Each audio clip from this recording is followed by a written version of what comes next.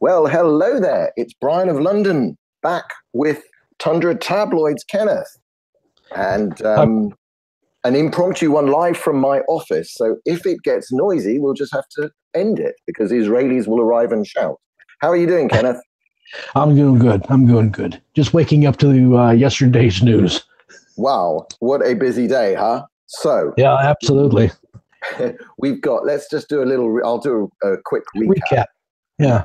We have Tommy releasing a video. I'm going to go right back 2 days. Tommy releasing a video from Rome, which ends up with him going to a no-go zone, which apparently don't exist, and meeting a migrant, and the migrant being aggressive and repeatedly aggressive. And eventually when he raises his arm to Tommy's back, Tommy turns around and swipes him one and decks him. So then Tommy yesterday went to find an Antifa confederation or whatever, a conference, and he found it. And Antifa came, 10 of them masked up and attacked him and probably Kaylin, and they knocked Lucy to the ground and started punching her.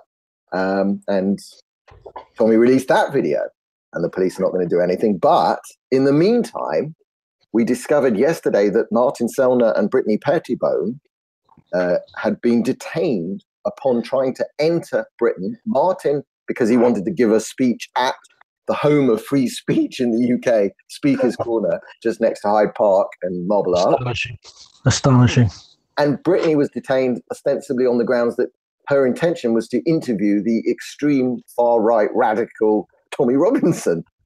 Now let me get this up by Antifa. Now, Brian, let me get this straight. Of course, the UK government can determine who comes into their country and who can't come into the country, correct? Correct. Absolutely. Don't they usually just turn them around and send them on the flight back? So why in the world did they detain them? I am completely baffled by that. Message sending? The amount of time, unless... Now, look, I'm in Israel, as most people listening might know. So we've now, the Israeli government has got a policy now of detaining and refusing entry to people who, take active measures against the Israeli state. And by active measures, I mean BDS. This is going into Palestinian areas, trying to block the Israeli security forces from, catching terrorists, that kind of stuff. And right. We've blocked a few of those. And then what happens is they are detained at Ben Gurion. But usually they're often detained until the next flight home, which is not always immediate. It might be overnight or something. And I know that we go through their computers and their phones, if they want to get in, they have to open up their computers. If they don't, then they get turned around and sent back. I have no idea what was done to Brittany and Martin until we hear more. Well, just call me suspicious. I mean, really, detaining him for 3 days, at least Sellner for 3 days. Pettibone, they let go after a day and a half or something like, right? No. I think they were both held for the entire time.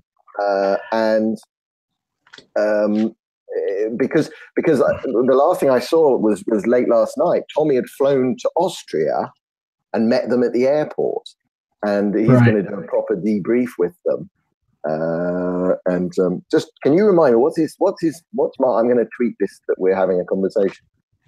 Sure. I'm going to start doing this. What's Martin's? I can't find him. What's Martin's tag? Jeez. The whole problem is also because Twitter refuses to verify people, or I think that they're making it hard to find some of these people. The whole thing. And it's just Martin dash Sellner. Dash underscore. Yeah, but it's underscore. Yeah, underscore dash. Yeah. Yeah. Okay. Well, we're going to send out to see if anybody else will write. Look, I mean, this happened before. You and I are both old timers in the counter jihad. Mm-hmm. This happened to Pamela Geller and Robert Spencer, except they were denied permission to even fly. to even fly. Right. Yeah. That would have been it. I guess that would have been a bridge too far for them to actually detain and hold him in a detention center for 3 days. Well, it happened to them and to Michael Savage, who was a pretty prominent radio disc. Theresa May. And it was Theresa May, our current prime minister. When she was Home Secretary, she did all this. And they also, it wasn't her, it was someone else who blocked even Geert Wilders. And at the time, he was an MP in the Dutch Parliament. Right. And he had the resources to hire a massively expensive barrister and get that overturned. But it was only largely overturned because of his status as an elected member of Parliament in Holland. Oh, boy, I tell you. But how do we feel about, essentially the big problem here is that Martin Sellner, Brittany Pettibone, and Lauren Southern. And the final piece of news is that it now appears that Lauren Southern was detained at Calais this morning, trying to enter Britain on a bus, which means she will have caught a bus from the continent, which then goes on a ferry, and then you get checked when you get off the ferry. But not all three of those people are not going to start violence or instigate violence, right? We agree that. Exactly. They're just offering different opinions that detract from the government consensus. Yeah, and certain key issues. What they're going to do is draw attention to. I would say primarily the government is fighting here in the defense of Islam. That's what it's scared of the most. Honest speech about Islam, the ideology of Islam, and the actions of some Muslims, i.e. rape gangs up and down the country for the last 40 years. I think that's the most dangerous idea for Britain in the world, for Britain today. And Britain has decided, an authoritarian Britain, which is not what I thought I grew up in, has decided that banning ideas is a good way to carry on. Yeah. Well, this is basically the policies. It's the UK may have somewhat ejected itself from the EU, but the EU still lives on in its many agencies and governmental thinking. Well, there's no getting around it, and the same time. Pardon me. The EU is the extension of the German Empire by another name. Yeah. So the Brexit is just one step. You basically have to de-EU the country.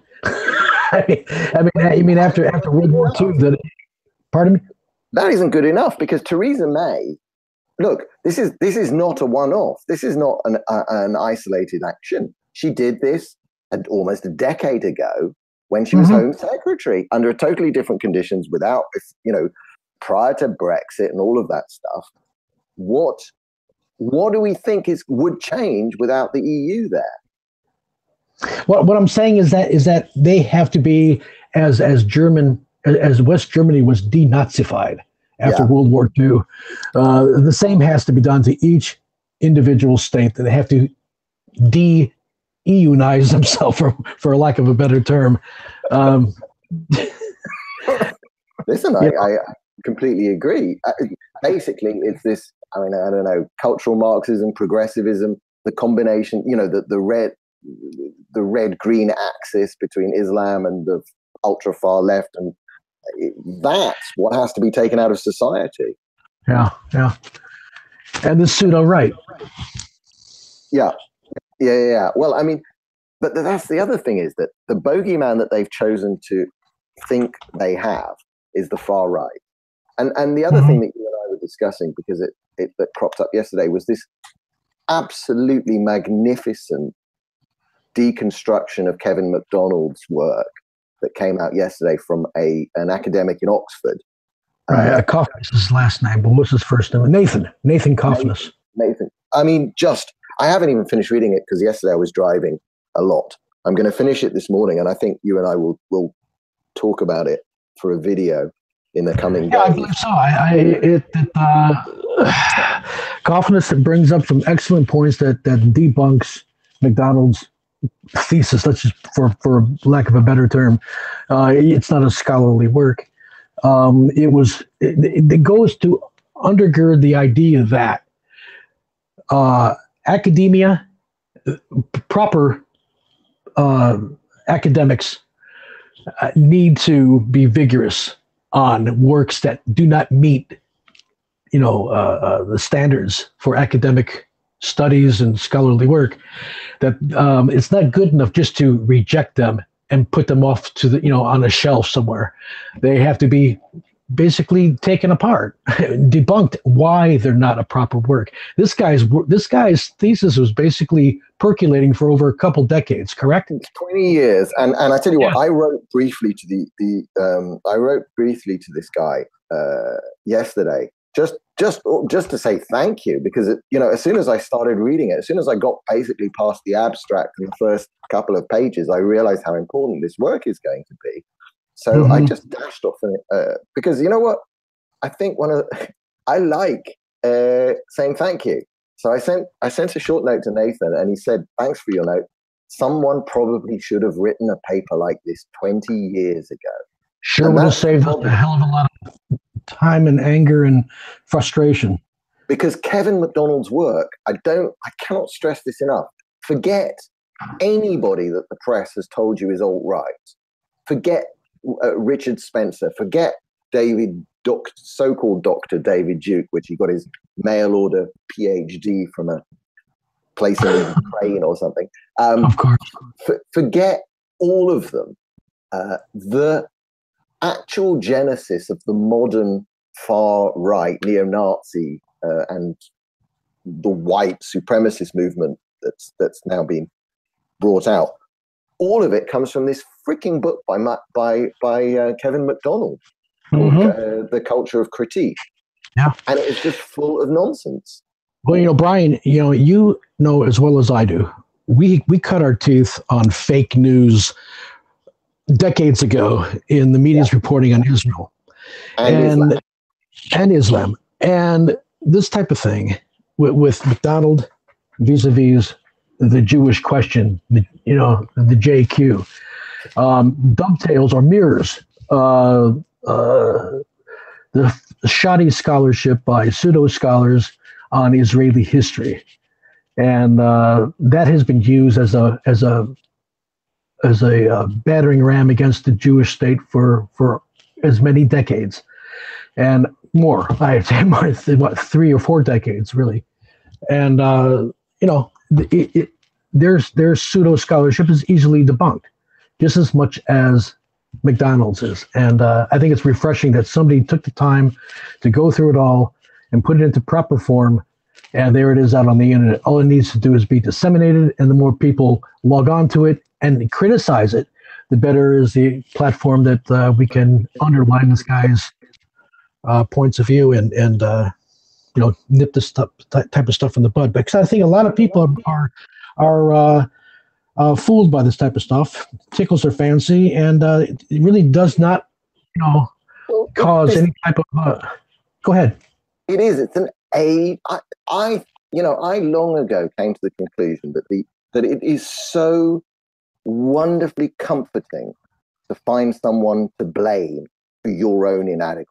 Yeah, sure. And that lies at the heart of anti-Semitism. It lies at the heart of black racism towards white people. It's we would all be living in Wakanda with our great civilization if it hadn't been for white colonials taking us as slaves to America. That's the same pathology as blaming the Jews. And medieval European societies had plenty wrong with them. And the one thing that they decided to blame often was the Jews. I'm descended from 2 rabbis in Vilnius. There's one guy who's done a huge family tree, and I'm somewhere at the bottom of it. And these 2 rabbis in the 1400s, late 1400s, what happened was, that some Christian child was found dead, and the Jews were blamed.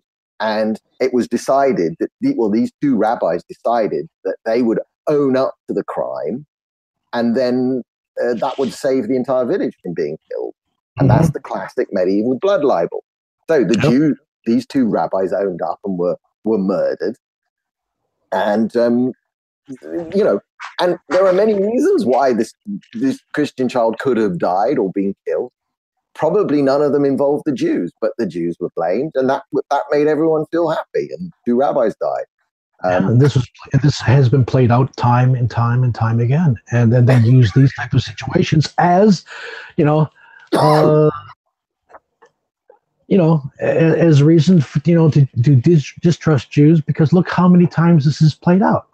And Kevin MacDonald's work, all it does is just provide a veneer of academia to it. So it looks like it's written academically, and it's got footnotes and it's got sources. But when you actually scratch the surface of it, it stinks. And that's what this new paper from Oxford has done. It's gone and looked at the sources. Doctorship that hangs on his wall. Oh yeah, I know. And I mean, and everything falls apart. And I mean, Tree of Logic is absolutely convinced. Tree of Logic's a very tall black YouTuber.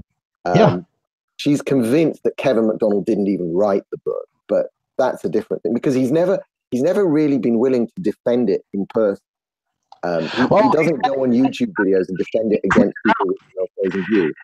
In the thread to one of Kaufman's tweets, MacDonald was there saying that, I'm going to go ahead and take a look at what this guy has written.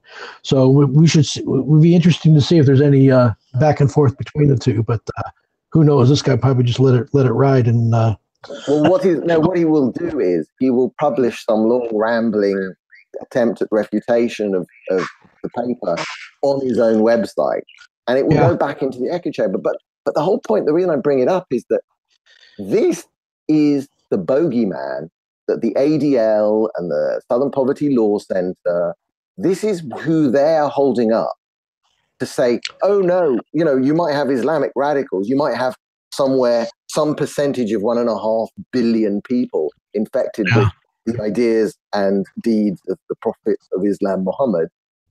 But on the other side, we've got David Duke, his 50,000 Twitter followers, and Richard Spencer, who whenever they put out a video, they get 50,000 people to watch it.